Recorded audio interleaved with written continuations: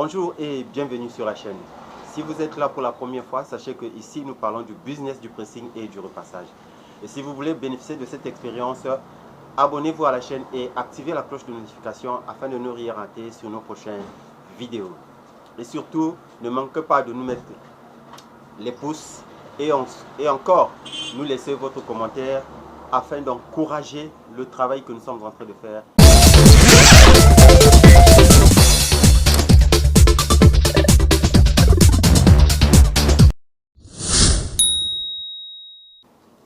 Merci mes amis, merci.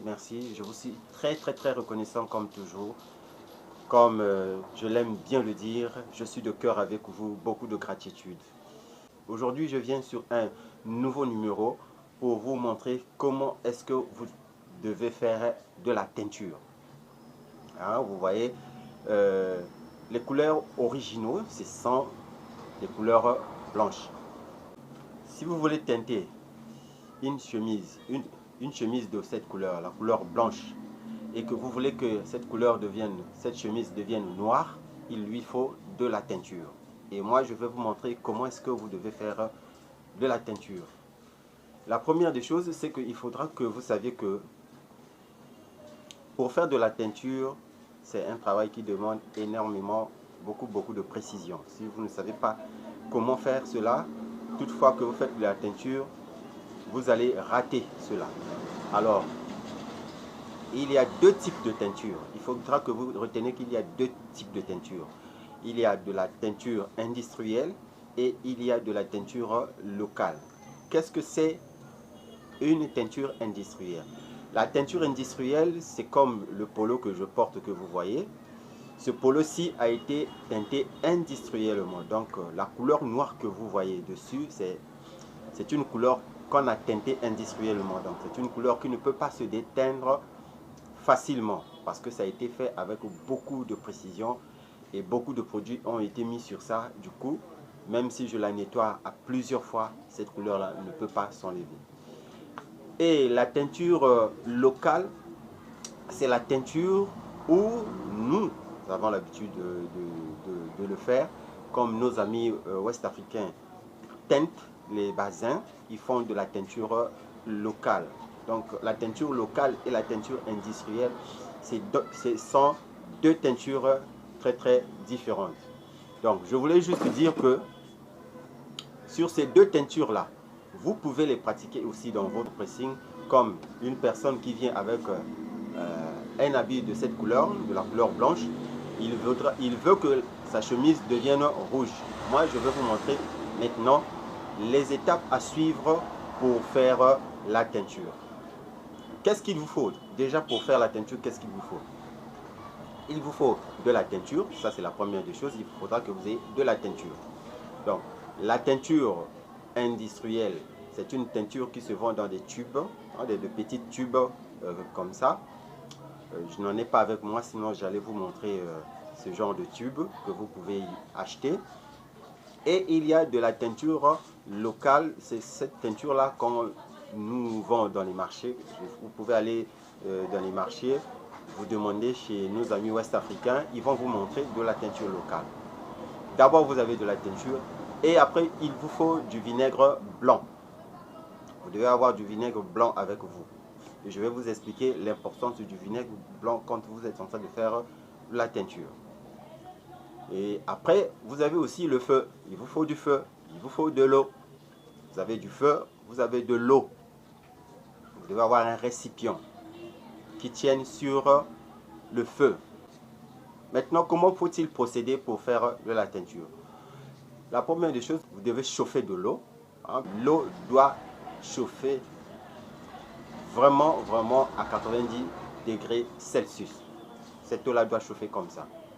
Et quand vous allez finir de chauffer votre eau, vous prenez du vinaigre blanc. Déjà, l'eau que vous mettez sur le feu ne doit pas être, ne remplissez pas le récipient. Non, ça doit être juste un tout petit peu d'eau qui tienne avec l'habit que vous allez faire la teinture.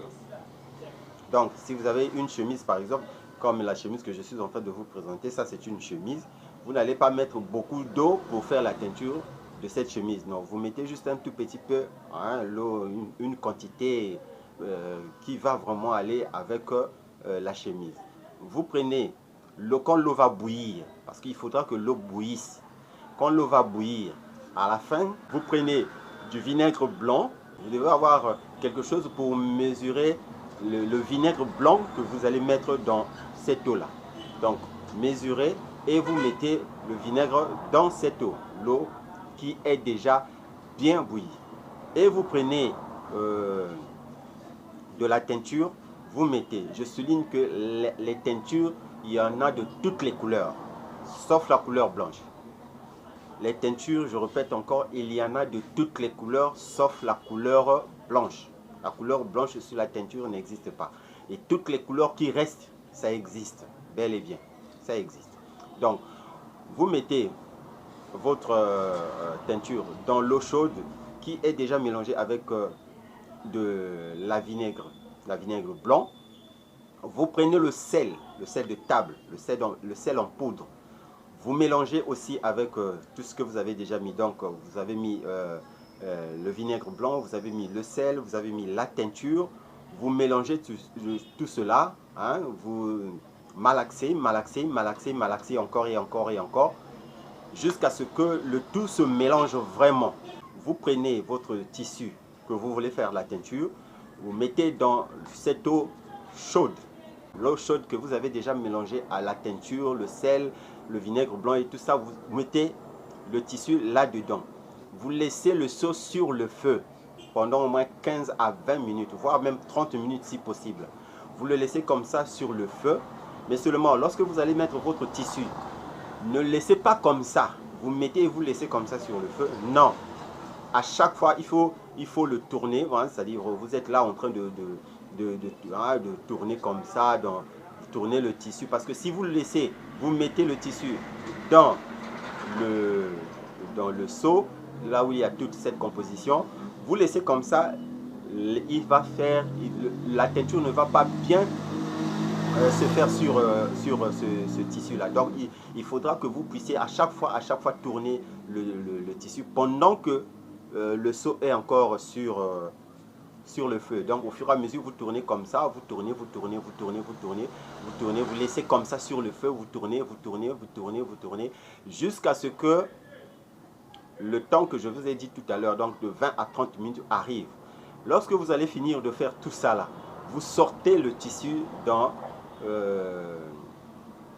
cette eau composée là, cette eau que vous avez mis la teinture, le sel de table, vous avez mis aussi du vinaigre blanc là-dedans.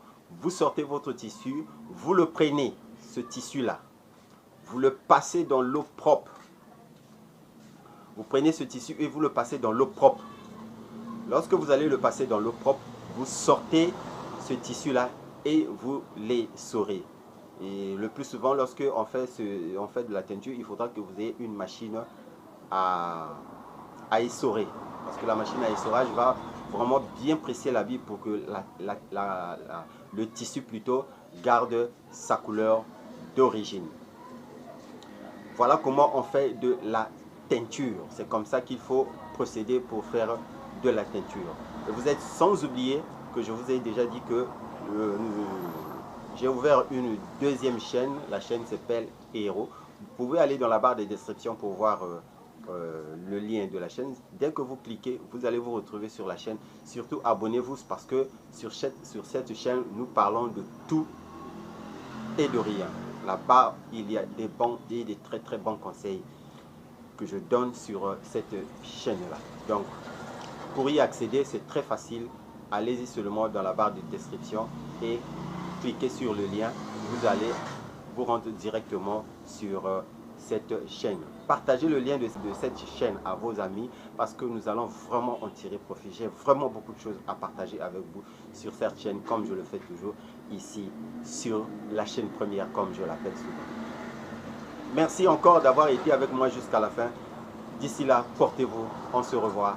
À très bientôt sur un prochain numéro.